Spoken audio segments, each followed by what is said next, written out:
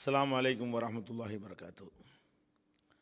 அன்பிற்குரிய சகோதர சகோதரிகளே, உங்கள் அனைவர் மீதும் எல்லாம் வல்ல ஏக இறைவனின் சாந்தியும் சமாதானமும் நிலவட்டுமாக.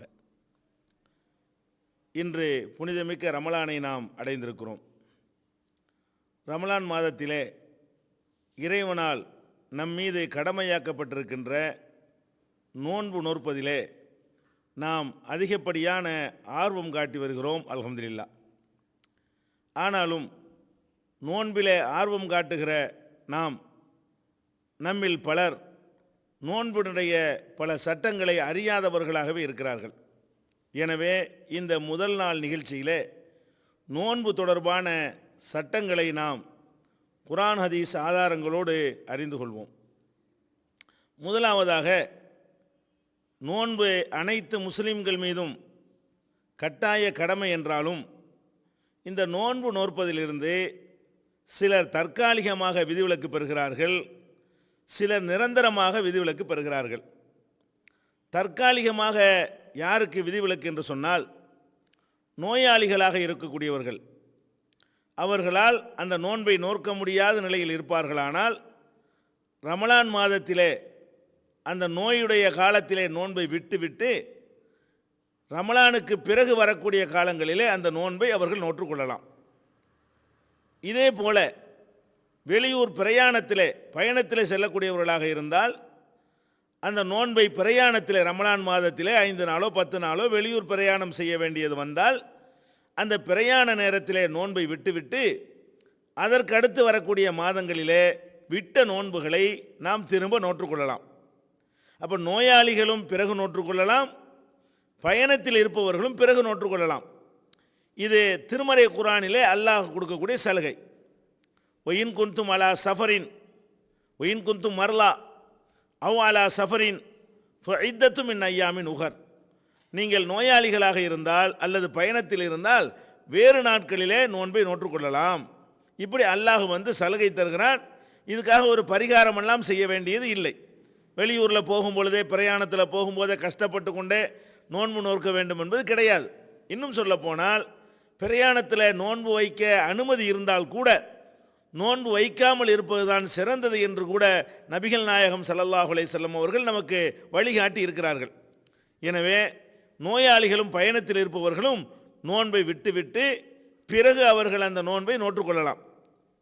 அதே போல மாதவிடாய் ஏற்பட்டவர்கள் பெண்கள், அந்த மாதவிடாய் காலத்தில் அவர்கள் நோன்பு நோற்கக்கூடாது.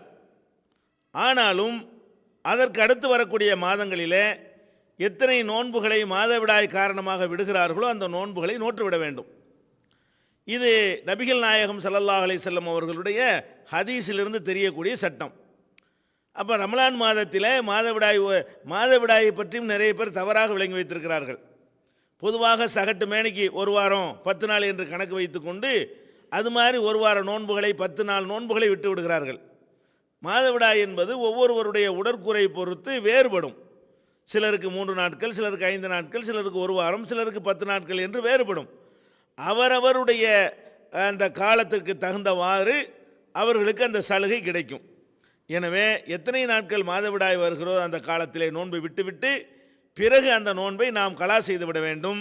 இவர்களுக்கும் நோன்பை விடுவதற்கு சலுகை இல்லை, கண்டிப்பாக விட்டுவிட வேண்டும். மாதவிடாய் காலத்தில் நோன்பு நோற்கக்கூடாது.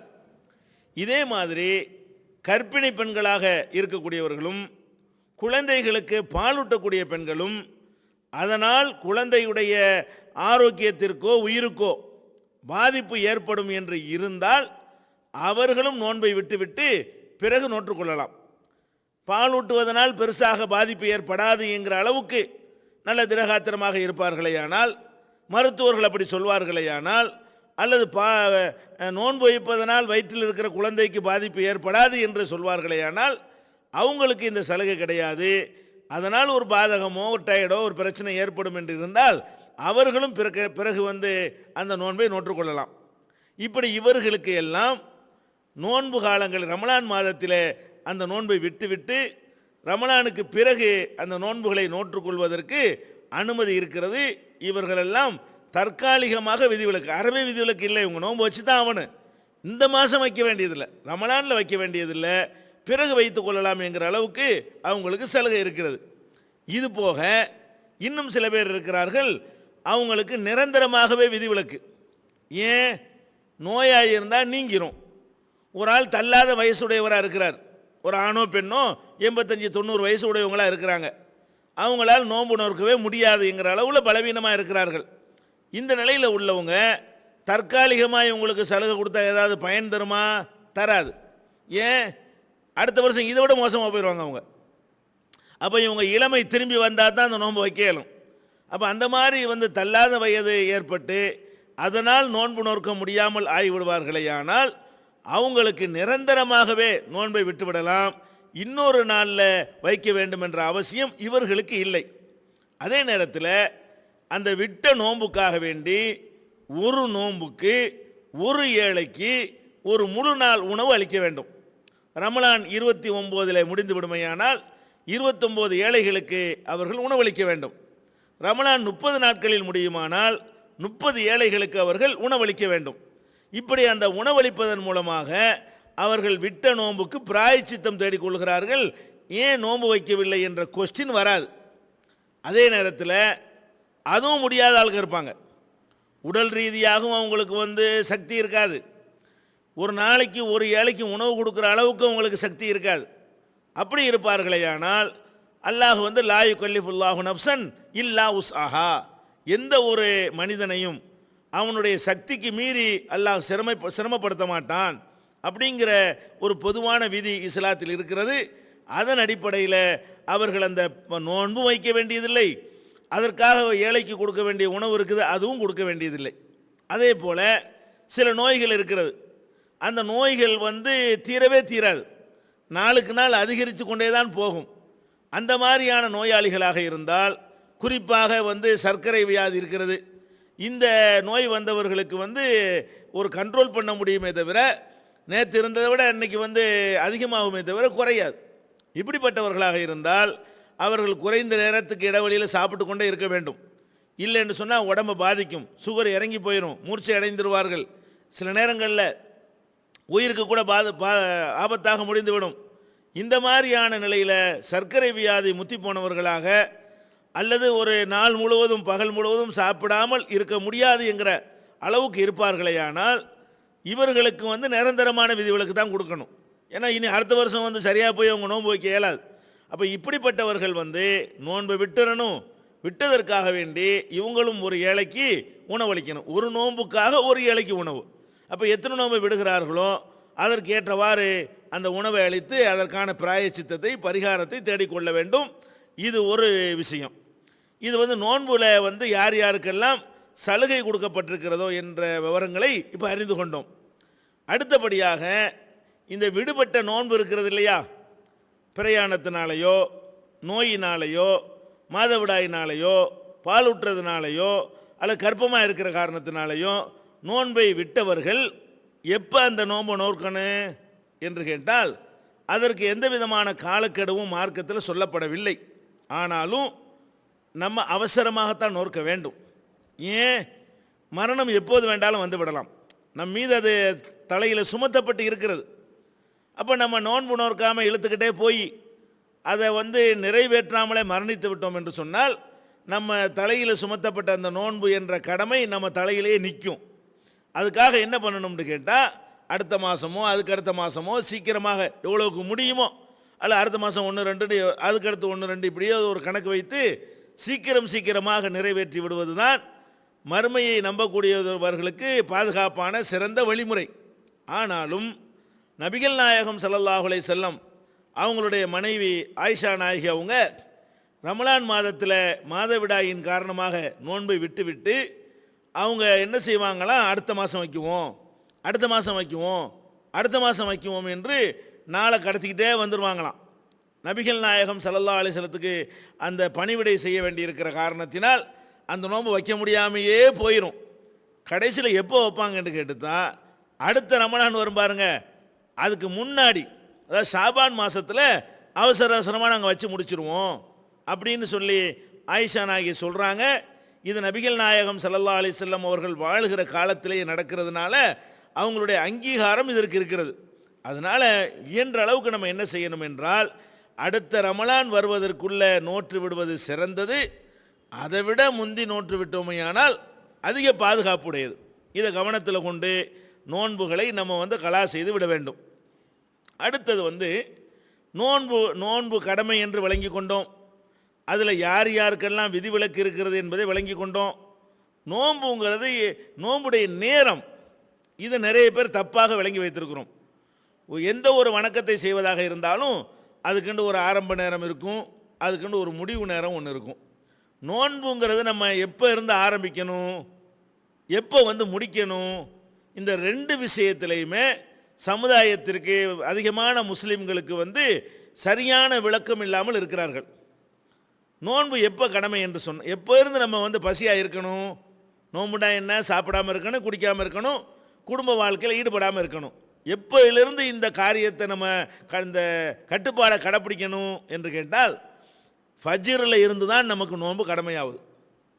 ஃபஜ்ர் இருக்குது பார்த்தீங்களா, ஃபஜ்ருடைய வக்து வருதுல, சுபுகுடைய வக்து எப்போ வருகிறதோ அப்போ தான் சஹரு முடிகிறது. சஹரு முடிகிற அந்த செகண்டில் சுபுகு ஆரம்பமாயிரும். சுபுவுக்கும் சுபுடைய ஆரம்பத்திற்கும் சஹருடைய முடிவுக்கும் இடையில் ஒரு கேப்லாம் கிடையாதுங்க. உதாரணத்துக்கு 5 மணிக்கு சஹருடைய முடிவு நேரம் என்றால் 5 மணிக்கு சுபுகு ஆரம்பித்து விடுகிறது.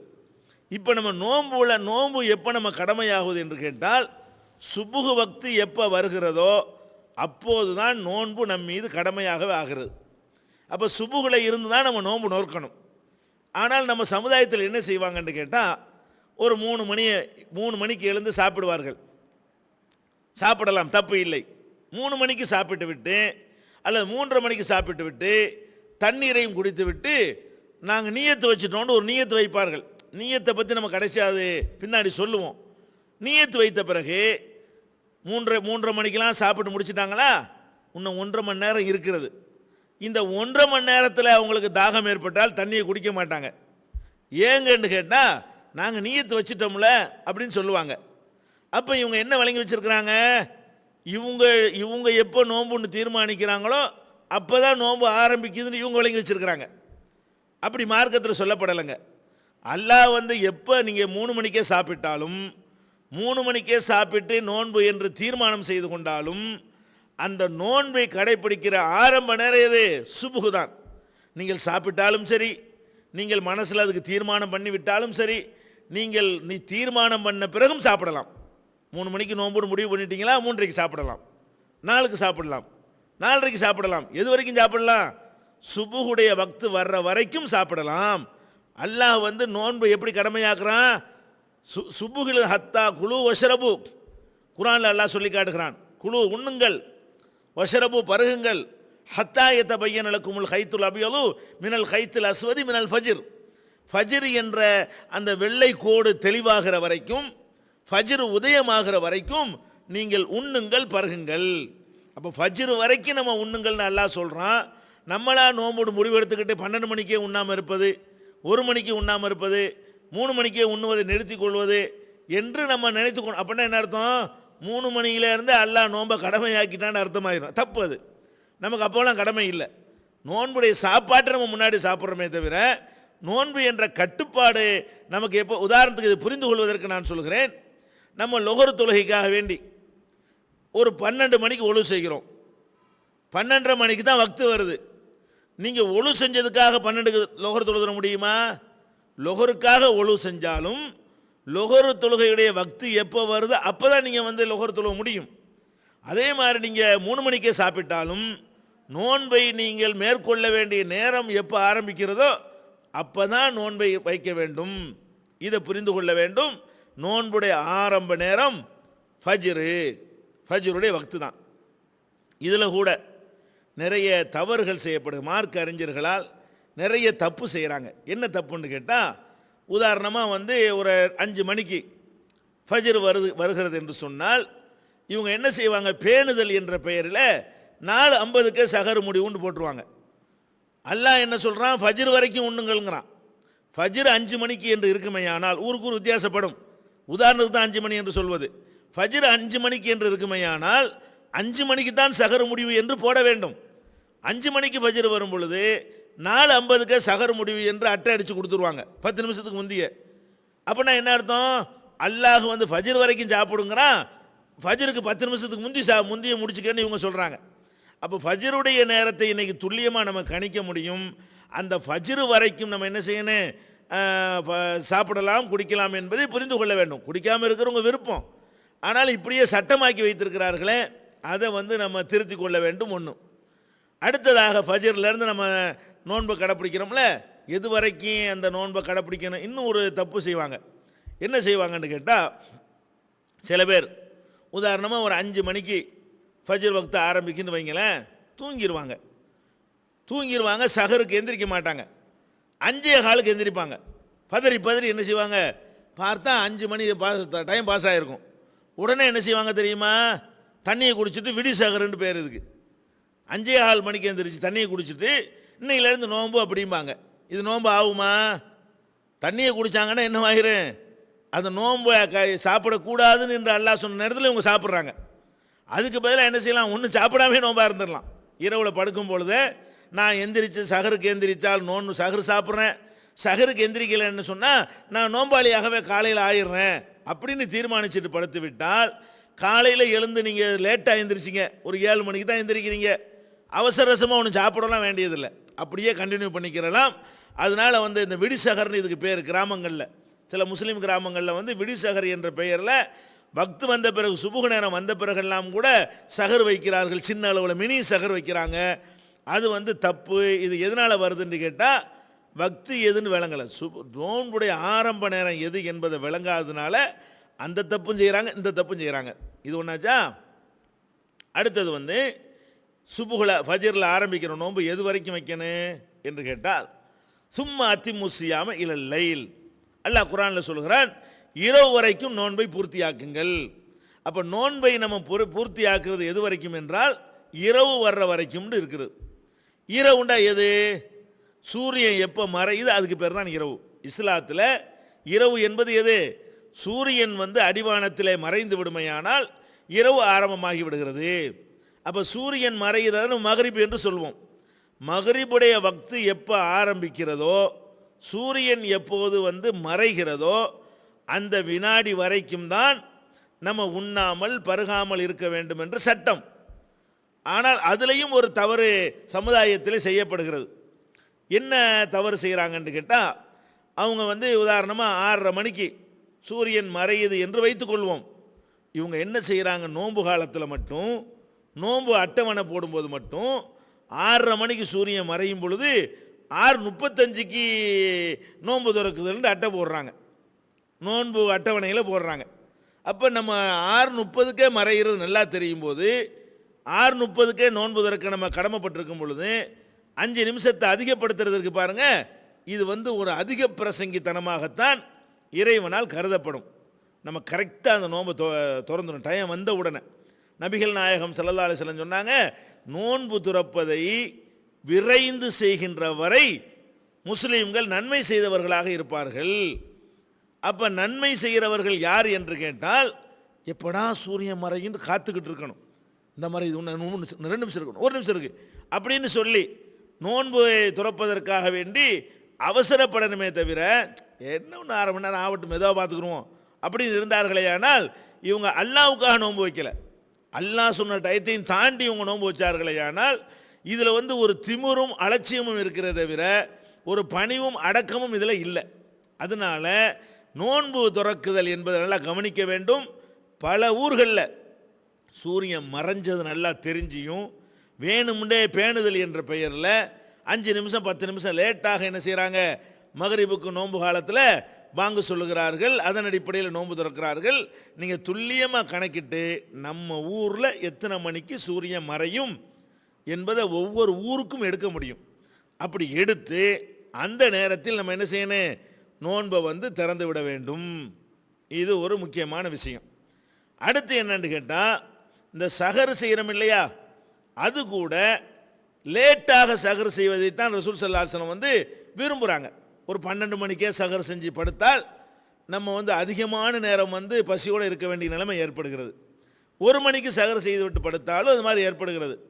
5 மணிக்கு சஹர் முடியுதா, ஒரு 4:30 மணியை போல் இருந்து சாப்பிட்டோம்னு சொன்னால் நோன்பு துறக்கிற வரைக்கும் அந்த உணவு நம்முடைய உடலுடைய அந்த இது சக்தியை வந்து பாதுகாக்கக்கூடியதாக இருக்கும். நபிகள் நாயகம் ஸல்லல்லாஹு அலைஹி வஸல்லம் என்ன செய்வாங்கன்னு கேட்டால், சஹருக்கு எழுப்பி விடுவதற்காக வேண்டிய ஒரு ஏற்பாடு அவங்க செஞ்சுருந்தாங்க. ரமலான் மாதத்தில் சஹர் நேரத்தில் எழுப்புறதுக்கு ஏற்பாடு. என்ன ஏற்பாடு? இந்த காலத்தில் உள்ள மாதிரி மைக்குகளோ அறிவிப்பு செய்யக்கூடிய வசதிகளோ அந்த காலத்தில் கிடையாது. அவங்க என்ன பண்ணுவாங்கன்னு கேட்டால், 2 ரமலான் மாதத்தில் 2 பேரை பாங்கு சொல்வதற்கு நியமிப்பார்கள். ஒருவர் வந்து என்ன செய்வார்னு கேட்டால், சுபுகு வக்து வந்துவிட்டது என்பதை காட்டுவதற்காக சுபுகு பாங்கு சொல்வார். இன்னொரு மாதிரி என்ன சொல்வார் என்று கேட்டால், சுபுகுக்கு கொஞ்ச நேரத்துக்கு முன்னாடி ஒரு பாங்கு சொல்வார். இந்த பாங்கு எதுக்குன்னு கேட்டால், சுபுகு தொழுகைக்காக வேண்டி இல்லை, சீக்கிரம் சகர் செஞ்சு முடிங்க, சுபு வக்து வரப்போகிறது, வேக வேகமாக உங்கள் சகரை சாப்பிடுங்க அப்படின்னு சொல்லி சகருக்கு எழுப்பி விடுவதற்காக வேண்டி நபிகள் நாயகம் ஸல்லல்லாஹு அலைஹி வஸல்லம் அவர்கள் 2 பாங்கை ஒரு ஏற்பாடு பண்ணினார்கள். அதை கூட என்ன பண்ணுறாங்கன்னு கேட்டால், அந்த குரலை கேட்ட உடனேயே மக்கள் விளங்கிக்கிறணும். என்ன விளங்கணும்? இது சுபுகுடைய பாங்கு அல்ல இது சஹருடைய பாங்கு என்று விளங்க வேண்டும் என்பதற்காக வேண்டி அவங்க என்ன செய்வாங்கன்னு கேட்டால், பிலால் அவர்களை ஃபஸ்ட்டு பாங்கு சொல்வார்கள். பிலால் அப்படி ரசூலுல்லாஹ் சொல்கிறாங்க, அதாவது பிலால் பாங்கு சொல்வாரையானால் உங்களுடைய சஹரை நீங்கள் நிப்பாட்ட வேண்டாம், நல்லா சாப்பிடுங்க. இப்னு உம்மு மக்தூம் ஒரு பாங்கு சொல்வார். அவர் பாங்கு சொன்ன உடனே நீங்கள் வந்து சாப்பாடை நிறுத்திடுங்க. ஏன்? அவர் தான் சுபுகு வக்து வந்து பாங்கு சொல்வார், இவர் வந்து வக்து வர முந்தி பாங்கு சொல்வார். அப்போ பிலால் மக்களுக்கு அந்த குரல் பழகி போயிடும். பிலால் சத்தம் கேட்டால் என்ன செய்வாங்க? சஹருக்கு எழுப்பி விடுறாங்கன்னு விளங்கிடுவாங்க. அப்துல்லாஹி இப்னு உம்மு மக்தூமுடைய சத்தம் கேட்டால் வக்து வந்து விட்டது, சஹரை நிப்பாட்ட சொல்கிறாங்க, சுபு தொலைக்கு வர சொல்கிறாங்க அப்படின்னு விளங்கி கொள்வார்கள். இந்த மாதிரி ஒரு ஏற்பாட்டை நபிகள் நாயகம் ஸல்லல்லாஹு அலைஹி வஸல்லம் செஞ்சுருந்தாங்க. இந்த 2க்கும் இடையில் எவ்வளோ இடைவெளி இருக்குங்கிறீங்க? உதாரணமாக 5 மணிக்கு சுபுகு வருதுன்னா 3 மணிக்கா பாங்கு சொல்லுவாங்க? இல்லை, 50 வசனங்கள் ஓதுகிற அளவுக்கு தான் டைம் இருக்குமா. ஒரு 10 நிமிஷமோ 15 நிமிஷமோ அந்த அளவுக்கு தான் நேரம் இருக்கும். 50 வசனங்கள் 5 மணிக்கு முடியுதுன்னா ஒரு 4:45க்கு ஒரு பாங்கு, ஒரு 5 மணிக்கு ஒரு பாங்கு. அந்த எதுக்கு இதை சொல்கிறோம்னு கேட்டால், அவ்வளவு கடைசியாக சஹர் செய்வது வந்து நல்லது, நமக்கு வந்து நோன்பு வந்து கஷ்டம் இல்லாமல் இருக்கும், ஏண்டா நோன்பு வச்சோன்னு வந்துடக்கூடாது என்பதற்காக வேண்டி அப்படி ஒரு ஏற்பாட்டை நபிகள் நாயகம் ஸல்லல்லாஹு அலைஹி வஸல்லம் காலத்தில் அதை செஞ்சாங்க. நம்ம அதை விளங்கி நம்மளும் அந்த முடிஞ்ச அளவுக்கு லாஸ்ட் டைமில் சஹர் செய்ய பழக வேண்டும். ஊர் ஜமாத்தார்களும் நபிகள் நாயகம் ஸல்லல்லாஹு அலைஹி வஸல்லம் அந்த நடைமுறைப்படுத்திய இந்த முறையை கையாண்டு இந்த மாதிரி 2 பாங்குகளுக்கு ஏற்பாடு செய்து பாங்கு இன்னார் சொல்வார் என்பதையும் 2வது பாங்கு இன்னார்னு ஆளை மாற்றி விட்டு அதன் அடிப்படையில் மக்களுக்கு வந்து அந்த சஹருக்கு எழுப்பி விடுற வேலையை செய்தார்களே. ஆனால் அந்த ஒரு சுன்னத்தை நிறைவேற்றிய நன்மை கிடைக்கும். இது புகாரி முஸ்லிம் உள்பட ஏராளமான நூல்களில் ஆதாரபூர்வமாக பதிவு செய்யப்பட்டிருக்கிற ஒரு சுன்னத். இது ஒரு விஷயம். அடுத்தது என்னவென்றால், இந்த நோன்புக்காக நம்ம சஹர் செய்கிறோம் இல்லையா, சஹர் செய்யும் பொழுது சில பேர், அதாவது ஞானிகள்ங்கிற பேரில் சூஃபிகள்ங்கிற பேரில் ரொம்ப பேணுதலானவர்களைங்கிற பேரில் என்ன சொல்லுவாங்கன்னு கேட்டால், ரொம்ப திங்காதே, நோன்பு என்பதை சாப்பாட்டை குறைக்கிறதுக்கு தான் தந்திருக்குது, நீ அதிகமாக சாப்பிடாதே என்றெல்லாம் சொல்லுவார்கள். இதெல்லாம் தப்பான, இப்படியெல்லாம் குர்ஆன்லேயோ நபிகள் நாயகம் ஸல்லல்லாஹு அலைஹி வஸல்லமுடைய சுன்னத்திலேயோ இது மாதிரி காண முடியவில்லை. அவங்க காலத்தில் வறுமையில் இருந்ததுனால ஒரு பேரிச்சம்பழம் 2 பேரிச்சம்பழத்தோடு நின்றுக்கிறார்கள், அது வேறு விஷயம். நமக்கு அப்படி வழிகாட்டி இருக்கிறாங்களா? அப்படி ஆர்டர் பண்ணியிருக்கிறாங்களா? அது சிறந்தது என்று சொல்லியிருக்கிறாங்களான்னா கிடையாது. நம்ம தேவைக்கு சாப்பிட்றோம். எவ்வளவு சாப்பிட்டா மகரிப் வரைக்கும் தாக்கு பிடிக்கும் என்று நம்ம நினைக்கிறோமோ அவ்வளவு சாப்பிடலாம், நல்லா சாப்பிடலாம். அது நம்முடைய விருப்பத்தை பொறுத்தது தவிர சாப்பாட்டுடைய அளவு வந்து சஹருக்கு வந்து கம்மியாக இருக்கணும் என்கிற மாதிரி எல்லாம் ஒரு ரூலோ சட்டமோ மார்க்கத்தில் கிடையாது. அடுத்தது என்னென்னு கேட்டால், நம்ம சமுதாயத்தில் நோன்புக்காக வேண்டி ஒரு நீயத், இந்த நீயத்து வந்து எந்த அளவுக்கு அதை வந்து முக்கியத்துவப்படுத்தி வைத்திருக்கிறார்கள் என்று சொன்னால், பள்ளி வாசலில் இரவு தொழுகை முடிந்த பிறகு அந்த இமாம் வித்திரெலாம் முடிந்த பிறகு அந்த இமாம் என்ன சொல்வார்னா, நீயத்துன்னு சொல்லி கொடுப்பார் மக்களுக்கு. எப்படி சொல்லி கொடுப்பாரு? நவைத்து சௌமகதின் அன் அதாயி ஃபர்லி ரமலானி ஹாதிஹி சனத்தி லில்லாஹி தாலா அப்படின்னு அரபியில் சொல்லிட்டு தமிழில் வேற சொல்லி கொடுப்பாரு. இந்த வருஷத்தின் ரமலான் மாதத்தின் ஃபர்லான நோன்பை அதாவாக நாளை பிடிக்க நான் நியத்து செய்கிறேன் அப்படின்னு சொல்லி அரபிலையும் இதை சொல்லி கொடுத்து தமிழ்லையும் இதை வந்து என்ன செய்வார் அஜர்த்து ஒவ்வொரு நாள் இரவுலையும் சொல்லி கொடுப்பார். எதுக்குன்னா அதை மனப்பாடம் பண்ணிக்கிறதுக்காக வேண்டி. அதை என்ன செய்வாங்க எல்லாரும் 3 மணிக்கோ 4 மணிக்கோ சாப்பிட்டுவிட்டு நியத்து செஞ்சிட்டீங்களான்னு கேட்பாங்க. இல்லைன்னொன்னே என்ன செய்வாங்க சொல்லு நம்ம சின்ன பிள்ளைகள்லாம் சொல்லி கொடுப்பாங்க நபை தூ சௌமகதீன் அன்னதாயின்னு என்ன செய்வாங்க இதை குழந்தைகளுக்கெல்லாம் சொல்லி கொடுப்பதை பார்க்கிறோம். இது மார்க்கத்தில் உள்ளதா? நபிகள் நாயகம் ஸல்லல்லாஹு அலைஹி வஸல்லமுடைய எந்த ஒரு ஹதீஸ்லாவது நவைத்து சௌமகதின்னு நம்ம படிக்கிறோமே இந்த வாசகம் இடம் பெற்றிருக்குதா? இல்லை. சஹாபாக்கள் இப்படி சொல்லியிருக்கிறாங்களா? இல்லை. இந்த நவைத்து சௌமகதின் என்பது வந்து பிற்காலத்தில் நம்மளா உண்டாக்கி கொண்ட ஒரு விஷயம்ங்க. இதில் பல விஷயங்களை நீங்கள் புரிந்து கொள்ள வேண்டும். முதலாவது விஷயம் என்னன்னு கேட்டால் நீயத், நோன்புக்கு நீயத்து வேண்டும். நோன்புக்கு மாத்திரமில்லை. திருக்குரான் தமிழாக்கம் தயாராகிவிட்டது. 8வது பதிப்பு. அனைவருக்கும் புரியும் எளிய நடை, தேவைப்படும் வசனங்களுக்கு தெளிவான விளக்கங்கள், கலை சொற்களின் விளக்கங்கள், திருக்குரான் எவ்வாறு அருளப்பட்டது, எவ்வாறு தொகுக்கப்பட்டது என்பது குறித்து முழுமையான விளக்கம், நபிகள் நாயகம் ஸல்லல்லாஹு அலைஹி வஸல்லம் காலம் முதல் இன்று வரை குரான் பாதுகாக்கப்பட்ட வரலாறு, திருக்குரான் இறைவனின் வார்த்தைகள் என்பதற்கான அடுக்கடுக்கான ஆதாரங்கள், முந்தைய பதிப்புகளை விட மெருகூட்டப்பட்ட செய்திகள், கூடுதலான பக்கங்கள், அழகிய வடிவமைப்பு, உயர்தரமான பைண்டிங். விலை ரூபாய் 300 மட்டுமே. வெளியீடு மோன் பப்ளிகேஷன்ஸ், நம்பர் 83/3, மூர் தெரு, மண்ணடி, சென்னை 1. போன் 65690810. எல்லா விதமான வணக்க வழிபாடுகளுக்கும் நீயத்து அவசியம். ஏன்? நபிகள் நாயகம் ஸல்லல்லாஹு அலைஹி வஸல்லம் சொன்னார்கள், இன்னமல் அமாலு பின்னியாத், எல்லா அமல்களுமே நீயத்துகளை கொண்டுதான் அளவிடப்படுகிறது, எண்ணங்களை கொண்டுதான் அளவிடப்படுகிறது என்று நபிகள் நாயகம் ஸல்லல்லாஹு அலைஹி வஸல்லம் சொல்லியிருக்கிறாங்க. நீயத்துனா அப்போ நீயத்து அவசியம். நீயத்துனா என்ன? ஒருத்தன் தொழுகிறான்னு வைங்களேன், நான் வந்து எக்ஸசைஸ் பண்ணுகிறேன் அப்படின்னு சொல்லி ஒருத்தன் தொழுதானேயானால் அதுக்கு பேர் தொழுகை கிடையாது.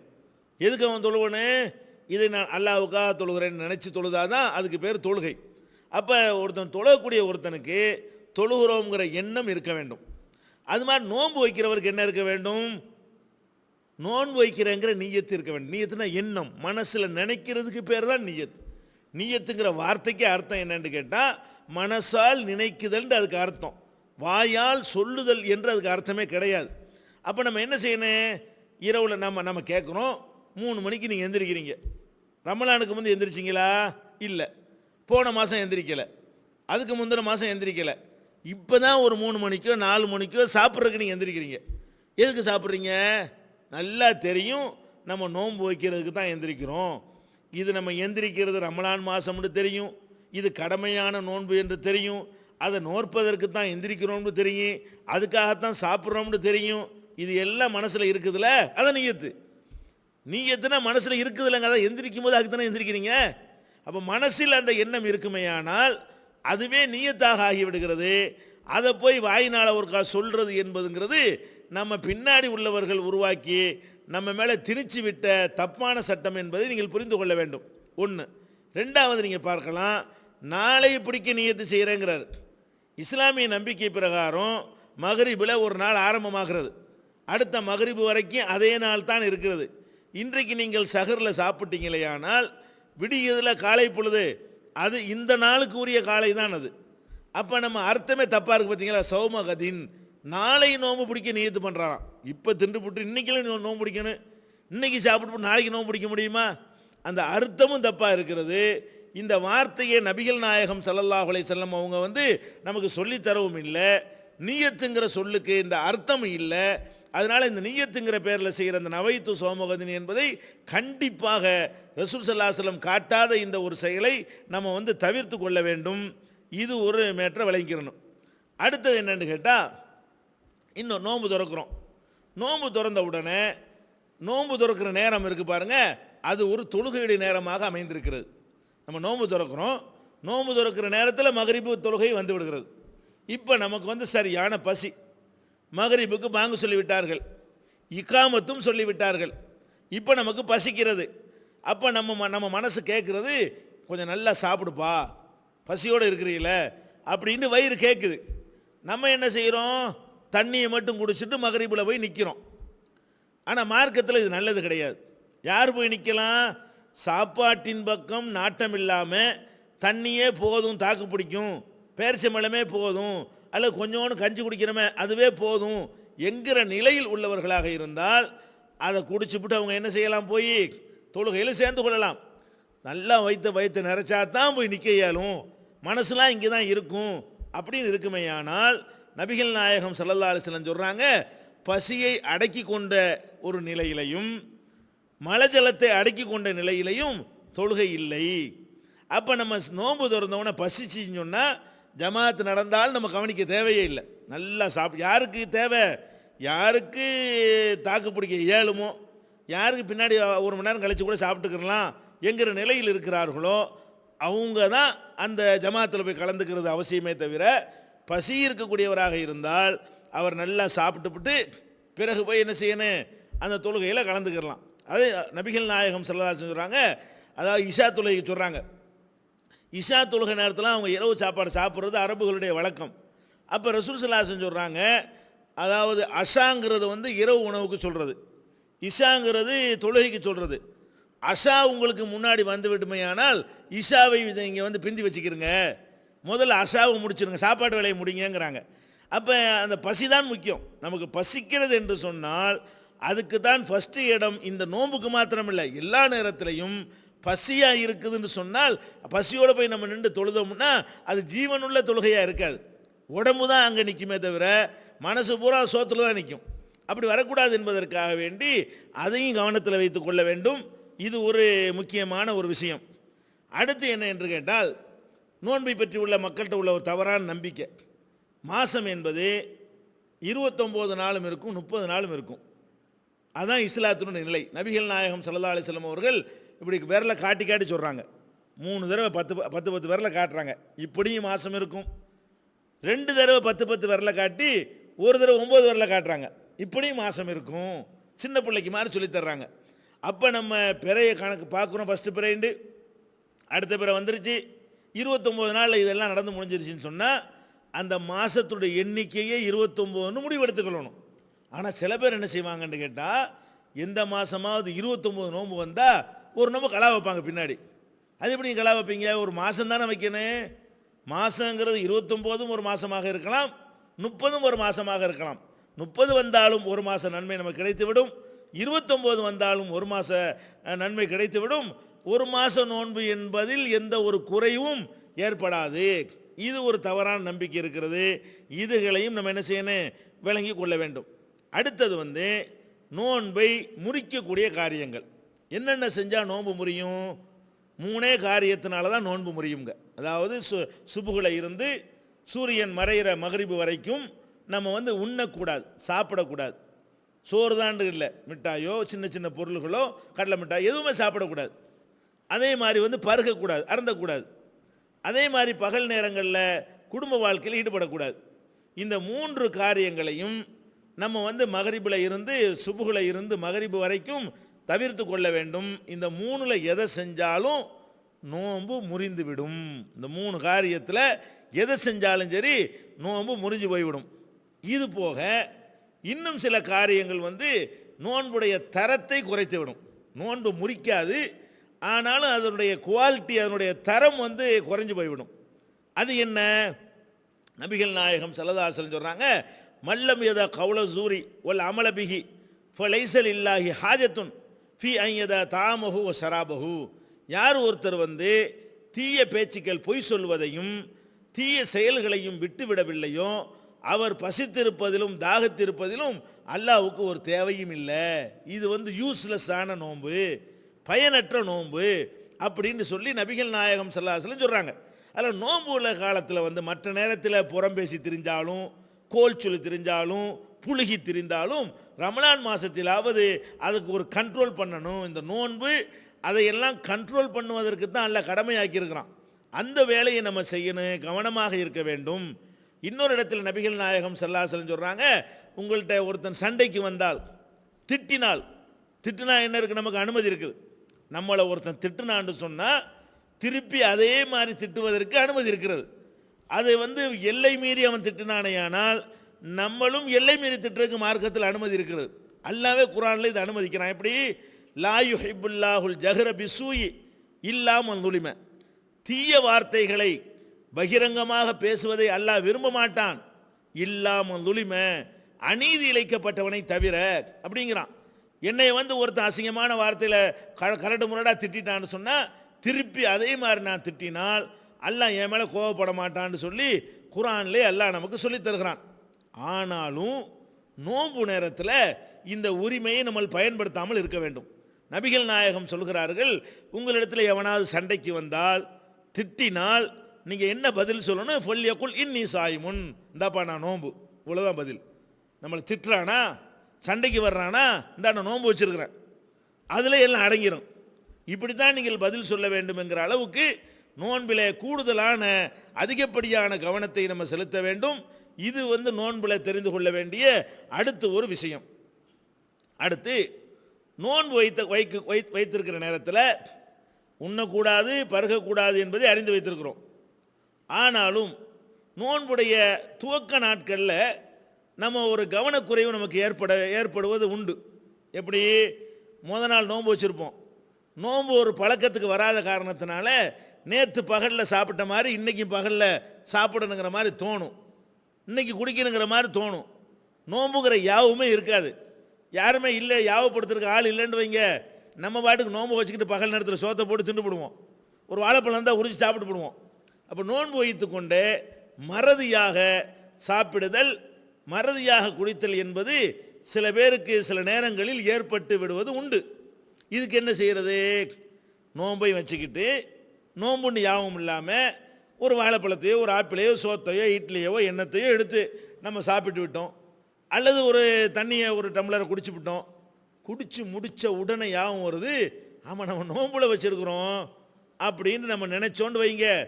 இப்போ நினச்சோம்னு சொன்னால் அதுக்காண்டி வாந்தி எடுக்கலாம் தேவையில்லை.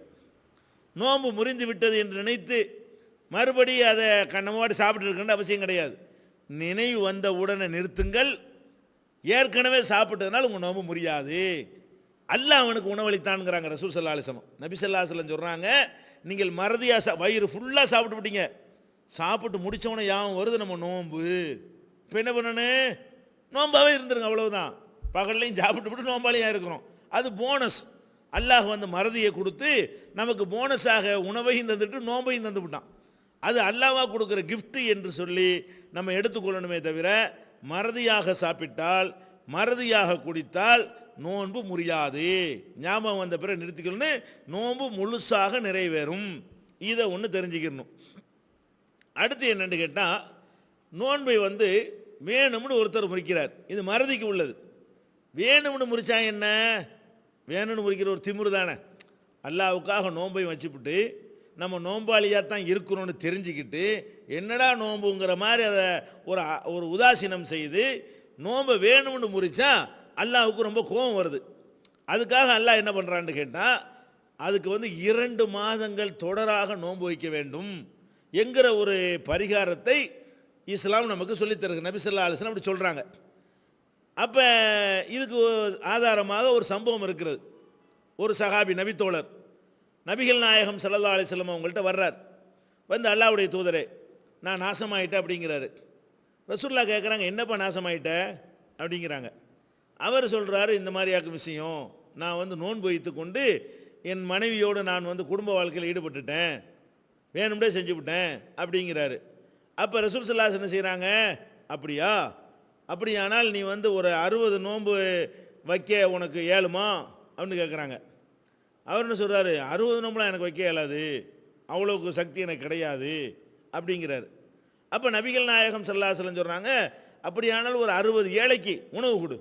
60 நோம்பு வைக்க முடியாது, வேணும்னு திமிரலான விட்ட, அதனால் 60 ஏழைக்கு உணவு கொடுக்க இயலுமா, கொடுங்கிறாங்க. அதெல்லாம் நமக்கு முடியாது, நம்மள்ட்ட அவ்வளோ வசதி தான் இல்லை அப்படிங்கிறாரு. அப்போ நபிகள் நாயகம் ஸல்லல்லாஹு அலைஹி வஸல்லம் என்ன பண்ணுறாங்கன்னு கேட்டால், அவனுக்குள்ளே ஒரு கலெக்ஷன் போடுறாங்க. இந்த மனுஷன் ஒரு பாவம் செஞ்சு விட்டார், அவர் பிராயசித்தமாக போட்டு உங்களால் ஏண்டதை கொண்டாந்து கொடுங்கன்ற உடனே ஒரு மூட்டை நிறைய பேரிச்சம்பழம் சேர்ந்து போச்சு. பேரிச்சம்பழம் தானே உங்களுடைய உணவு, ஃபுல் உணவு அதானே, அது சேர்ந்து விட்டது. உடனே ரசூல் ஸல்லல்லாஹு அலைஹி வஸல்லம் என்ன பண்ணுறாங்க, இந்தாப்பா இதை மூட்டையை தூக்கிட்டு போய் ஏழைகளுக்கு பங்கிட்டு கொடு அப்படிங்கிறாங்க. இந்த ஆள் அதை கையில் வாங்கிக்கிட்டு மூட்டையை தூக்கி வச்சுக்கிட்டு ஏழைக்கு பங்கிட்டு கொடுக்குறதா, நான் தானே மதினாவில் பெரிய ஏழை அப்படின்னு சொல்லி நானே வச்சுக்கிறேங்கிறாரு. இதை கேட்டவுடனே ரசூல் ஸல்லல்லாஹு அலைஹி வஸல்லம் அவர்கள் கடவாய்ப்பற்கள் தெரிகிற அளவுக்கு சிரித்தார்கள் அப்படிங்கிற ஹதீஸை பார்க்குறோம். இதில் என்ன சட்டங்கள்லாம் விளங்குறோம்? நோன்பை வேண்டுமென்று விட்டாரையானால் அவர் 60 நோன்பு வைக்கணும். சக்தி இல்லைன்னு சொன்னால் 60 ஏழைக்கு உணவளிக்கணும். அதுக்கும் சிலருக்கு சக்தி இல்லாமல் இருந்தால் இந்த மனிதர் மாதிரி இருப்பார்களேயானால் அவங்க அல்லாட்ட தௌபா முடியாட்ட சக்திக்கு மீறி அல்ல யாரையும் சிரமப்படுத்த மாட்டான்ல, அதனால் அவங்க அல்லாட்ட பாவ மன்னிப்பு தேடி அவங்க என்ன செய்யணும், பரிகாரம், பாவ மன்னிப்பு தான் அதுக்கு பரிகாரம், வேறு ஒன்றும் பரிகாரம் இல்லை. இதை ஒரு கவனத்தில் வைத்துக்கொள்ள வேண்டும். அடுத்தது நோன்பு சம்பந்தமான விஷயங்களில் இப்போ ஒரு குடும்ப வாழ்க்கையில் ஈடுபடுறாங்க, ஈடுபட்டு விட்டு தூங்கிடுறாங்க. 3 மணிக்கோ 4 மணிக்கோ எழுந்து சஹர் பண்ணுறாங்க. சஹர் பண்ணிவிட்டு ஃபஜ்ருடைய நேரம் வந்த உடனே குளித்து விட்டு ஃபஜ்ர் தொழுக போகிறாங்க. இது எப்படி போகக்கூடாது என்கிற மாதிரியான ஒரு நம்பிக்கை மக்கள் மத்தியில் நிலவுகிறது. அப்படி கிடையாது. குளிப்பு கடமையாவதற்கும் நோன்புக்கும் எந்த சம்பந்தமும் இல்லை. கடமையான குளிப்பிலிருந்து தூய்மையாவது என்பது தொழுகைக்கு உரிய விதிதான், அது நோன்புக்கு உரிய விதி கிடையாது. குளிப்பு கடமையாக இருக்கிற நேரத்திலேயே நம்ம என்ன செய்யலாம், குளிக்காமலேயே சஹர் சாப்பிடலாம், குளிக்காமலேயே நோன்பு என்று முடிவு செய்யலாம். காலையில் தொழுகைக்காக வேண்டி என்ன செய்து கொள்ளலாம், குளித்து கொள்ளலாம். நபிகள் நாயகம் ஸல்லல்லாஹு அலைஹி வஸல்லம் அவர்கள் சுபுஹ் நேரத்தை குளிப்பு கடமையானவர்களாக அடைவார்கள் என்றெல்லாம் முஸ்லீமில் இன்னும் பல நூல்களில் ஆதாரப்பூர்வமான ஹதீஸுகள் இருக்கின்றன. அதனால் குளிப்பு கடமையாகிவிட்டது என்று சொன்னால் அதை குளிச்சுட்டு தான் சஹர் வைக்கணும், குளிச்சுட்டு தான் நோன்பு நோக்கணும் என்பது கிடையாது. குளிச்சுட்டு தான் தொழுவணுங்கிறதான் சட்டம். தொழுகைக்கு தான் குளிப்பு கடமையை தவிர நோன்புக்கு குளிப்பு கடமை கிடையாது. இதை நிறைய பேர் தப்பாக வழங்கியிருக்கிறாங்க. இதை நம்ம என்ன செய்யணும், விளங்கி கொள்ள வேண்டியது. அடுத்து சில காரியங்கள் நோன்பு வச்சிட்டோம்னு சொன்னால் நறுமணம் பூசக்கூடாது என்றெல்லாம் ஒரு விதியை மக்கள் மத்தியில் சொல்லி வைத்திருக்கிறார், மக்ரூஹ் உண்டு. இதை சொல்வதற்கு இவர்களுக்கு அதிகாரம் கிடையாது. நோன்பாளி நறுமணம் பூசக்கூடாது என்று நமக்கு சொல்லப்படலை. அல்லாவும் சொல்லலை, ரசூலும் சொல்லலை. குடிக்காதே பருகாத, குடும்ப வாழ்க்கையில் ஈடுபடாத, இவ்வளவுதான் நமக்கு அல்லாவும் ரசூலும் சொன்னது. அப்போ நோன்பு வைத்துக்கொண்டு அத்தர் பூசலாமான்னா அழகாக பூசிக்கொள்ளலாம், பவுடர் போடலாமா அழகாக போட்டுக்கொள்ளலாம், குளிக்கும் போது வாசனை சோப்பு போடலாமா அழகாக போட்டுக்கொள்ளலாம். இதில் எல்லாம் எந்த விதமான தப்பும் கிடையாது. இதெல்லாம் கூடாது என்று சொல்வதாக இருந்தால் அல்லாஹ் சொல்லியிருக்க வேண்டும், அல்லாஹ்வுடைய ரசூல் சொல்லியிருக்க வேண்டும். 2 பேரும் சொல்லலை. அதனால் நோன்பு வைத்துக்கொண்டு என்ன செய்யலாம், நறுமணத்தை பூசிக்கொள்ளலாம், அத்தர் பூசிக்கொள்ளலாம். அதெல்லாம் நல்ல வாசனையை நுகர்வதனால எல்லாம் நோன்பு முறிந்து விடாது. இதை நம்ம விளங்கிக் கொள்ள வேண்டும். அதே மாதிரி சில பேர் என்ன செய்வாங்கன்னா நோன்பு வைத்துக்கொண்டு குளிக்கக்கூடாது என்றெல்லாம் சொல்வார்கள். குளித்தா என்னவாக, குளித்தா காது வழியாக தண்ணி போயிடும், மூக்கு வழியாக தண்ணி போயிடும், உடம்பு அந்த தண்ணியெல்லாம் உறிஞ்சிக்கிறோம், அதெல்லாம் செய்யக்கூடாது என்கிற மாதிரி எல்லாம் வைத்து நோன்பு திறந்த உணவை குளிப்பார்கள். சில பேர் என்ன செய்வார்கள்னு கேட்டால், குளிக்கும் பொழுது குளத்தில் ஊரணியில் குளித்தாங்கன்னு சொன்னால் 2 விரல்னால 2 காதையும் அடைத்து கொண்டு குளிப்பாங்க. என்னன்னு கேட்டால் காதுக்குள்ளே தண்ணி போயிடக்கூடாது. ஏன் காதுக்குள்ளே தண்ணி போனால் என்ன, சாப்பிடக்கூடாதுன்னு சொல்லியிருக்கு உங்களுக்கு. காது வழியாக தண்ணி போனால் நோன்பு முறியும்னு சொல்லப்பட்டிருக்குதா? காது சாப்பிடுமா? அப்போ சாப்பிடக்கூடாது பருகக்கூடாதுங்கிறது தான் மார்க்கத்தின் சட்டம். சாப்பிடுவதும் பருகுவதும் காது வழியாக நடக்கிறது கிடையாது. அதனால நம்ம குளிக்கிற நேரத்தில் காதை அடைச்சிக்கிற தேவையும் இல்லை. அது தண்ணி காதுக்குள்ளே போனாலும் அதனால் எல்லாம் என்ன செய்யாது, நோன்பு முறியாது. நபிகள் நாயகம் ஸல்லல்லாஹு அலைஹி வஸல்லம் அவர்கள் நல்ல நோன்பு வைத்து நல்ல கடுமையான வெக்கையாக இருக்கும் பொழுது அந்த வெக்கையை போக்குவதற்காக குளித்திருக்கிறார்கள். குளிக்கும்போது என்னவாக, நம்ம உடம்புல உள்ள அந்த மெல்லிய துவாரங்கள் வழியாக தண்ணீர் உடலுக்குள்ளே செல்லத்தான் செய்யும். அதெல்லாம் சாப்பிட்ட கணக்கில் வராது. வாய் வழியாக சாப்பிட்டா தான் சாப்பாடுன்னு வருமே தவிர உடம்பு அந்த ஏசியில் இருந்தால் ஜில்லுன்னு அதில் உள்ள ஈரத்தையெல்லாம் எடுத்துக்கல தான் செய்யுது. அதனால் நோம்பு முறிஞ்சிருமா? இதனால எல்லாம் நோம்பு முறியாது. குளிக்கலாம், சோப்பு போடலாம், நறுமணம் பூசிக்கொள்ளலாம். இன்னும் சில பேர் என்ன செய்வாங்கன்னு கேட்டால், பல்லு துளக்கக்கூடாது, நோன்பு வச்சுக்கிட்டு சுபுகுலேருந்து மகரிபு வரைக்கும் பல் துளக்கக்கூடாதுமாங்க. இன்னும் சொல்ல இதுக்கு என்ன ஆதாரம்? ஒரு ஆதாரமும் இல்லை, அர்த்தமில்லாத ஒரு ஆதாரம் காட்டுவாங்க. என்ன ஆதாரம்னு கேட்டால், நோன்பாளியுடைய வாயிலிருந்து வருகிற வாடை அல்லாவிடத்தில் கஸ்தூரியை விட சிறந்தது. நோன்பாளியுடைய வாயிலிருந்து பசியாக இருந்தால் ஒரு வாடை வரத்தானே செய்யும். பசியாக இருக்கக்கூடிய நேரத்தில் வாயிலிருந்து ஒரு வாடை வந்துக்கிட்டே இருக்கும். அப்போ அந்த வாடை வந்து நமக்கு வெறுப்பாக இருக்கும். ஆனால் அல்லாஹ்வை பொறுத்த வரைக்கும் நமக்காக இவன் பட்டினியாக இருக்கிறானே அப்படிங்கிறதுக்காக வேண்டி அது கஸ்தூரி மனத்தை விட சிறந்த மனமாக அல்லாஹ் அதை வந்து எடுத்துக்கொள்கிறான் என்று ரசூல் ஸல்லல்லாஹு அலைஹி வஸல்லம் சொன்னாங்க. இதை ஆதாரமாக காட்டிக்கிட்டு அப்போ அந்த வாடையை நம்ம வந்து போக்கக்கூடாது, வாடை வந்துக்கிட்டு இருந்தால் தான் கஸ்தூரி மனம் மாதிரி போகும் அப்படின்னு சொல்லிக்கொண்டு சில மதுஹப் கிதாபுகளிலே நோன்பாளி வந்து பல் துலக்கக்கூடாது என்று சொல்லி வைத்திருக்கிறார்கள். இது ஒரு அறியாமை. நோன்பாளி வாயிலிருந்து வரக்கூடிய வாடை இருக்குது பாருங்க, நீங்கள் பல் துலக்குனாலும் வந்துக்கிட்டு தான் இருக்கும். நோன்பாளி வாயிலிருந்து வருகிற வாடை பல் இடுக்குகளிலிருந்து வருகிற வாடை இல்லை. உள்ள காஞ்சி போனதுனால அங்கேருந்து புறப்பட்டு வரக்கூடிய வாடை. பல்லு சுத்தப்படுத்துவது என்பது தனி. நீங்கள் பல்லை எவ்வளவுதான் நீங்கள் பல் துலக்கினாலும் கூட பசியாக இருப்பீர்களேயானால் அதிலிருந்து வரக்கூடிய வாடை ஒரு மாதிரியான வாடை வரத்தான் செய்யும். இது ஒன்று விளங்கி கொள்ள வேண்டும். இதை விட முக்கியமாக விளங்க வேண்டியது, நபிகள் நாயகம் ஸல்லல்லாஹு அலைஹி வஸல்லம் அவர்கள் நோன்பு வைத்து கொண்டு பல் துலக்கி இருக்கிறார்கள். அதான் இருக்குது. அப்போ ரசூலுல்லாஹ்க்கு தெரியாது, நமக்கு தெரிஞ்சு போச்சா?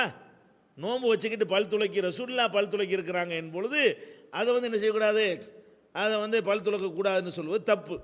அதனால் பல் துலக்க வேண்டும். அது ரொம்ப வலியுறுத்தப்பட்ட ஒரு சுன்னத்து. அதுக்கு நோன்பாளி வாயிலிருந்து வர்ற வாடை கஸ்தூரியை விட சிறந்தது என்பதற்கும் எந்த ஒரு சம்பந்தமும் கிடையாது. இதை வந்து விளங்கிக்கிறணும். இந்த பல் துலக்குதல்னு சொன்ன உடனே அதில் என்ன செய்வாங்க, பல் துலக்குறது பேஸ்ட்லாம் வச்சு பண்ணிடக்கூடாது, இனிப்பான பல்பொடி வச்சு பண்ணிடக்கூடாது, காரமான பல்பொடி வச்சு பண்ணக்கூடாது, சும்மண்டா பண்ணிக்கிறலாம், குச்சி வச்சு பண்ணிக்கிறலாம் என்று சொல்வார்கள். இதுவும் ஒரு அறியாமை தான். ஒவ்வொரு பொருளுக்கும் ருசி இருக்கத்தான் செய்கிறது. குச்சியை வச்சு பண்ணிக்கிறோம்னா குச்சியுடைய ருசி இருக்கத்தானே செய்யும். குச்சியை கசப்பான குச்சியை வச்சு தீட்டினோம்னா அதனுடைய கசப்பு வாயில் படத்தான் செய்யும். நாக்கு வந்து ஒரு ருசியை உணர்வுகிற காரணத்தினால எல்லாம் நோன்பு முறிஞ்சிடாது.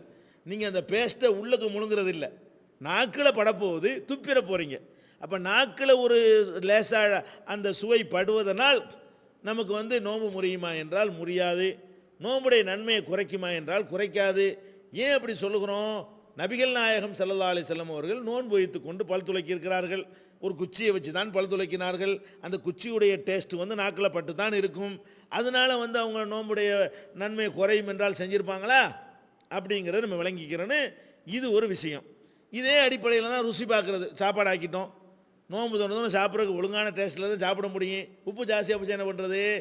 லேசாக தொட்டு பார்த்துட்டு துப்புலாம் தப்பு கிடையாது, உள்ளுக்க போகிறது தான் தப்பே தவிர எப்படி பல் துலக்கிற குச்சி நாக்கில் பட்டால் அதுக்கப்புறம் துப்பி விட்டால் நோன்புக்கு பங்கம் வராதோ அது மாதிரி ருசி பார்க்குறது உள்ளே செலுத்தக்கூடாதுங்கிறத தவிர நோன்பு திறந்துட்டு சாப்பிட்ற சாப்பாடு ஒழுங்காக இருந்தால் தானே அது நோன்பு தாக்கு பிடிக்க முடியும். அதனால் அதை வந்து நம்ம டேஸ்ட்டு பார்த்து கொள்வதற்கு தப்பு கிடையாது. முழுங்காமல் உள்ள முழுங்காமல் அதை வந்து உணர்ந்து கொள்வதற்கு வந்து அதுக்கு எந்த ஒரு தடையும் கிடையாது. அடுத்து என்னென்னு கேட்டால், நோன்பு வைத்தவர்கள் என்ன செய்வாங்கன்னா எச்சியை கூட முழுங்கக்கூடாதுன்னு யாரோ சொல்லி கொடுத்துட்டாங்க. அந்த காலத்தில் துப்பிக்கிட்டே இருப்பாங்க. நோன்பு வைத்துக்கிறதுக்கு என்ன செய்கிறது, போகும்போது வரும்போதெல்லாம் எச்சி ஒரு 50-60 தடவை ஒரு நாளைக்கு எச்சி துப்புவாங்க. ஏன்பா இப்படி பண்ணுற? எச்சி முழுங்கக்கூடாதுல. எச்சிங்கிறது நம்மளுடைய ஒரு அங்கம், அதை போய் முழுங்கக்கூடாது என்றெல்லாம் மார்க்கத்தில் சொல்லப்படவே இல்லை. நம்ம வாட்டுக்கு என்ன செய்யலாம், வழக்கம் போல் அது எச்சியை நம்ம அதிகமாக துப்ப இன்னும் நம்ம டயர்டாகிடுவோம். எல்லாம் அவங்க உள்ள ஈரங்களை எல்லாம் அது வெளிப்படுத்தி கொண்டு வரும். காஞ்சி போய் வறண்டு போய் விடுவார்கள். முதல்ல இப்படி எச்சியை துப்பணும்னு உங்களுக்கு யார் சொன்னால்? நம்ம எச்சியை நம்மளே முழுங்கிக்கிறதுனால அல்லது வாய்க்குள்ளே இந்த எச்சி இருக்கிற காரணத்தினால எல்லாம் நோன்பு முறியாது. எச்சியை போட்டு துப்பிட்டு இருக்க தேவையில்லை. அது அனாவசியமானது. அது அல்லாஹ்வும் ரசூலும் காட்டாத ஒரு வழி என்பதை நம்ம விளங்கி கொள்ள வேண்டும். அதே மாதிரி நோன்பு வைத்திருக்கும் பொழுது ஒரு காயம் ஏற்பட்டு நமக்கு ரத்தம் வந்துருச்சு, பிளேடு அறுத்துருச்சு, ஆஹா ரத்தம் வந்துருச்சே நோன்பு முறிஞ்சிருமே என்றெல்லாம் எடுத்துக்கொள்ளக்கூடாது. ரத்தம் வருவதனால் நோன்பு முறியாது. ஏன்? நபிகள் நாயகம் ஸல்லல்லாஹு அலைஹி வஸல்லம் காலத்தில் கெட்ட ரத்தங்களை எல்லாம் வெளியேற்றுவதற்குன்னு ரத்தம் குத்தி எடுக்குதல்னு ஒரு வைத்திய முறையே இருந்தது. நபி ஸல்லல்லாஹு அலைஹி வஸல்லம் அவர்கள் நோன்பு வைத்து கொண்டு அந்த மாதிரி ரத்தத்தை வந்து அதிகப்படியான ரத்தங்களை அதை வந்து வெளியேற்றி இருக்கிறார்கள். வேணும்னே வெளியேற்றி இருக்கும் பொழுது நம்ம காயப்பட்டு வெட்டுப்பட்டு அந்த மாதிரி ரத்தம் வெளியேறுமையானால் அதனால எல்லாம் நோன்புக்கு என்ன செய்யாது, எந்த விதமான பாதிப்பும் ஏற்படாது. இதை வந்து முக்கியமாக வழங்கி கொள்ள வேண்டிய விஷயம் நோன்பு சம்மந்தப்பட்டது. அடுத்து நோன்பு தொடர்பான இன்னும் சில விஷயங்கள் இருக்குது. இதான் நோன்புடைய சட்டம், அவ்வளவுதான். நோன்பு தொடர்பில் உள்ள அவ்வளவு சட்டங்களும் உங்களுக்கு வந்து விட்டது. அடுத்து என்னென்னு கேட்டால், நோம்பில் உள்ள நோன்பு வைக்கிறதுக்கு தடை செய்யப்பட்ட நாட்கள்னு சில நாட்கள் இருக்கிறது. அந்த நாட்களில் வந்து நோன்பு நோக்கக்கூடாது. அதையே இந்த நோன்புல நம்ம சொல்கிறோம் என்று கேட்டால், சில பேர் அந்த சந்தேகத்துக்குரிய நாள்லையும் நோன்பு வைத்து விடுகிறார்கள். எந்த நாள்லையும் நோன்பு வைக்கக்கூடாது? நோன்பு பெருநாள் இருக்குது பாருங்க, அன்னைக்கு நோன்பு வைக்கக்கூடாது. ஹஜ்ஜி பெருநாள் இருக்குல்ல, அன்னைக்கு நோன்பு வைக்கக்கூடாது. ஹஜ்ஜி பெருநாளை ஒட்டி வரக்கூடிய 3 நாள் இருக்குல்ல, அது நோன்பு வைக்கக்கூடாது. ஹஜ்ஜி பெருநாளுக்கு அடுத்த நாள், அதுக்கு அடுத்த நாள், அதுக்கு அடுத்த நாள், இப்படி 4 நாட்கள் ஹஜ்ஜி பெருநாளில் இருந்து 4 நாட்கள் நோன்பு வைக்கிறதுக்கு வந்து மார்க்கத்தில் தடை இருக்கிறது. அதே மாதிரி நோன்பு பெருநாள் தினத்தில் நோன்பு வைக்கிறதுக்கு தடை இருக்கிறது. அதே மாதிரி நோன்பு இல்லையாண்டு சந்தேகத்துக்குரிய நாள் இருக்க, அதாவது ஷாபான் மாதத்தினுடைய கடைசி பெறை இல்லையாண்டு ஒரு டவுட் ஆகிக்கிட்டே இருக்கிறது. நம்ம என்ன நினைக்கிறோம், இருந்தாலும் பெறையா இருந்தால் இருந்துட்டு போதை வச்சுக்கிறோமே அப்படின்னு வச்சோம் என்று சொன்னால், அது வந்து ரசூல் ஸல்லல்லாஹு அலைஹி வஸல்லம் ஒரு மாறு செய்கிறார்கள்.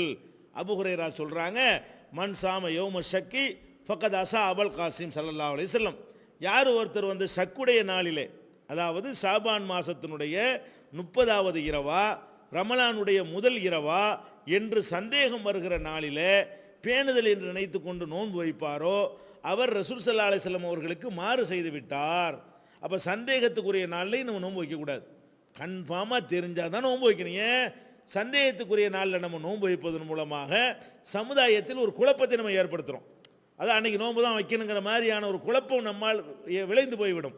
அதனால் என்ன பண்ணியிருக்கிறாங்கன்னு கேட்டால், நல்லா நோன்புன்னு கன்ஃபார்ம் ஆனால் தான் நீங்கள் நோன்பு வைக்கணுமே தவிர, நோன்பு இல்லையா, ஷாபான் கடைசியா, ரமலான் ஃபஸ்ட்டாண்டு குழம்பிகிட்டு இருக்கும் பொழுது வச்சு வைப்போம். ரமலானாக இருந்தால் ரமலான் நோம்பாக போயிட்டு போகுது, இல்லாட்டி நஃபிலா போயிட்டு போகுது அப்படின்னு வைப்பார்களே, ஆனால் அது தப்பாகிவிடும் என்பதையும் நபிகள் நாயகம் ஸல்லல்லாஹு அலைஹி வஸல்லம் அவர்கள் சொல்லியிருக்கிறார்கள்.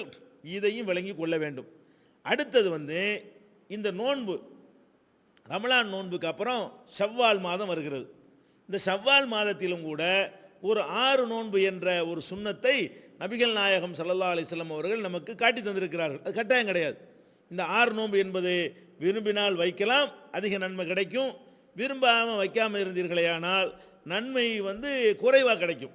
இந்த 6 நோன்புடைய தத்துவம் என்னவென்று சொன்னால், நபிகள் நாயகம் ஸல்லல்லாஹு அலைஹி வஸல்லம் சொல்கிறாங்க, நீங்கள் வந்து ரமலான் மாதத்தில் நோன்பு வைக்கிறீங்க, அது ஒரு 30 வச்சுக்கிறீங்க. ஷவ்வால் மாதத்தில் ஒரு 6 வைக்கிறீங்க, அது ஒரு 6 ஆச்சு. 36 வந்து அல்லாஹ் வந்து நன்மைகள் வந்து 1க்கு 10ஆக தருகிறான். அப்போ 36 நோன்பு இன்ட்டு 10 போட்டிங்கன்னா 360. அப்போ ஒரு வருஷம் பூரா நோன்பு வச்ச மாதிரி ஆகிடுது.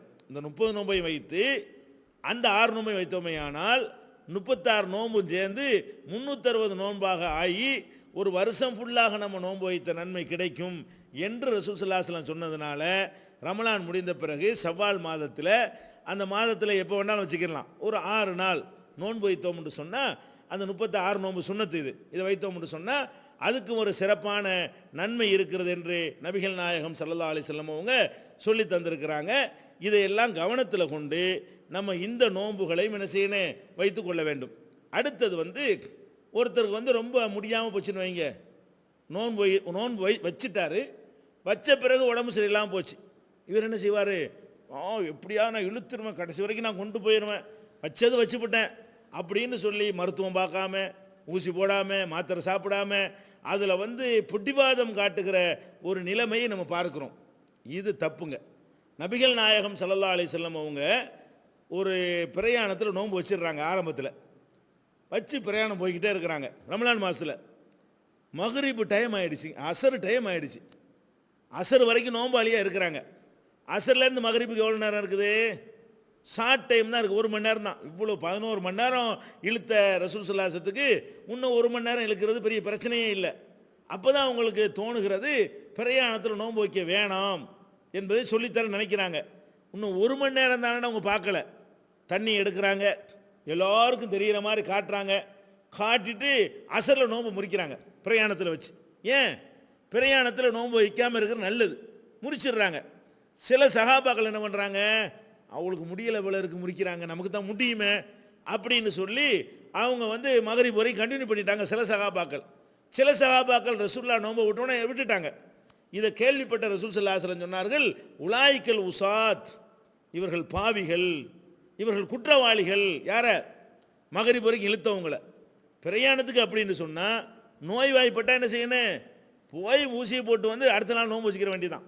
நோயாளியாக இருந்தால் வைக்காமல் இருக்கிற மாதிரி, வச்ச பிறகு நோயாளி ஆனாலும் கூட ட்ரீட்மெண்ட் எடுக்கணுமே தவிர வலுக்கட்டாயம் கடைசியில் என்னவாயினே மண்டையை போட்டான்னு சொன்னால் நோம்பு நாங்க சாவடிச்சு விட்டாங்கன்னு சொல்லி இஸ்லாத்துக்கே ஒரு பெரிய ஒரு கெட்ட பேர் ஏற்பட்டு விடும். இதை தவிர்க்க வேண்டும். அடுத்தது குழந்தைகளுக்கு நோன்பு. குழந்தைகளுக்கு நோன்பு வைக்கக்கூடிய ஒரு பழக்கம் ரொம்ப ஆர்வம் ஊட்டுறாங்க. ஆனால் ஒரு தாங்கக்கூடிய ஒரு வயசு உள்ளவங்களாக இருந்தால் வைக்கலாம். ஆனால் குழந்தைகளுக்கு நோன்பு அவசியமா? ரமலான் மாதத்துக்கு முன்னாடி அதாவது ஒரே ஒரு நோன்பு மட்டும் கடமையாக இருந்துச்சுங்க, அதை குழந்தைகள் வைக்க சொன்னாங்க. 30 நோன்பு குழந்தை வைக்க முடியுமா? அப்படி வச்சதாக நமக்கு ஆதாரம் கிடைக்கவே இல்லை. அதனால ஒரு நகரில் 7 வயதுடைய ஏழைப்பாளகன்னு சொல்லி அனிபா படித்ததை பார்த்துக்கிட்டு எல்லாரும் நோன்பு வச்சு குழந்தைகள் என்ன பண்ணிடக்கூடாது, ஒன்றோடக்கு ஒன்று ஆக்கிடக்கூடாது. இந்த மாதிரி நோன்புடைய சட்டங்களை எல்லாம் விளங்கி சரியான முறையில் நோக்கக்கூடிய நன்மக்களாக உங்களையும் எங்களையும் எல்லாம் ஆக்கி அருள் புரிவானாக. வாஹிரு தாவானா அனில் ஹம்துலில்லாஹி ரப்பில் ஆலமீன். அஸ்ஸலாமு அலைக்கும். மூன் பப்ளிகேஷன்ஸ் வெளியீடுகள்: இஸ்லாமிய அடிப்படை கல்வி, திருமுறையின் தோற்றுவாய், திருக்குரானில் அறிவியல் சான்றுகள் பாகம் 1, அர்த்தமுள்ள கேள்விகளும் அறிவுபூர்வமான பதில்களும், குரான் கூறும் ஓரிரை கொள்கை, நபி வழியில் தொழுகை சட்டங்கள், மாமனிதர் நபிகள் நாயகம், குரான் மட்டும் போதுமா, ஹதீஸ்கள் குரானுக்கு முரண்படுமா, அழகிய இஸ்லாமிய பெயர்கள், இதுதான் பைபிள், ஜனாசாவின் சட்டங்கள், ஏகத்துவமும் இணை வைப்பும், திருக்குரானின் அறிவியல் சான்றுகள் பாகம் 2, இஸ்லாம் பெண்கள் உரிமையை பறிக்கிறதா, பிறை ஓர் விளக்கம், இஸ்லாம் ஓர் இனிய மார்க்கம், நபி தோழியர் வரலாறு, குற்றச்சாட்டுகளும் பதில்களும், நோன்பு, இயேசு இறைமகனா, வருமுன் உரைத்த இஸ்லாம், உண்மை தோழர் அபுபக்கர் அலி, பெண்களுக்கான நபி வழி சட்டங்கள், அறிவுச்சுடர் அன்னை ஐசார் அலி, இஸ்லாத்தில் சொர்க்கம் நரகம், நபி தோழர்களும் நமது நிலையும், துவாக்களின் தொகுப்பு, முகைதீன் மௌலிது ஒரு ஆய்வு, குரானை எளிதில் ஓதிட, நபிகள் நாயகம் பல திருமணம் செய்தது ஏன், யாக்குத்பா ஒரு ஆய்வு, நபி வழியில் நம்ஹஜ், நபி வழியில் குழந்தை வளர்ப்பு, தராவி தொழுகை ஒரு ஆய்வு, ஜக்காத் ஒரு ஆய்வு, இஸ்லாத்தில் இல்லறம், கியாமத் நாளின் 10 அடையாளங்கள், நபிகளாரின் நற்போதனைகள், மன்னரை வாழ்க்கை, பைபிளில் நபிகள் நாயகம், இஸ்லாத்தின் பார்வையில் பில்லி சூனியம், தர்கா வழிபாடு, நபிகளாரின் இறுதி நாட்கள், இஸ்லாமிய கொள்கை, சரியான ஹதீஸ்களும் தவறான ஹதீஸ்களும், சந்திக்கும் வேளையில் கொள்கை விளக்கம், பேய் பிசாசு உண்டா, கற்பனை கதைகள், நவீன பிரச்சனைகளும் தீர்வுகளும், தப்லிக் தாகலிம் தொகுப்பு, சுபகான மௌலிது ஒரு ஆய்வு, மனிதனுக்கேற்ற மார்க்கம், நேர்ச்சையும் சத்தியமும், மனனம் செய்வோம், விளக்கப்பட்ட உணவுகள், அர்த்தமுல்லா இஸ்லாம், குர்பானியின் சட்டங்கள், தொழுகை, இஸ்லாத்தின் பார்வையில் கனவுகள், இஸ்லாமிய திருமணம், இறைவனிடம் கையேந்துங்கள், மீராஜும் அதன் படிப்பினைகளும், வேதம் கொடுக்கப்பட்டோர் யார் மற்றும் prophet Mohammed the greatest man மற்றும்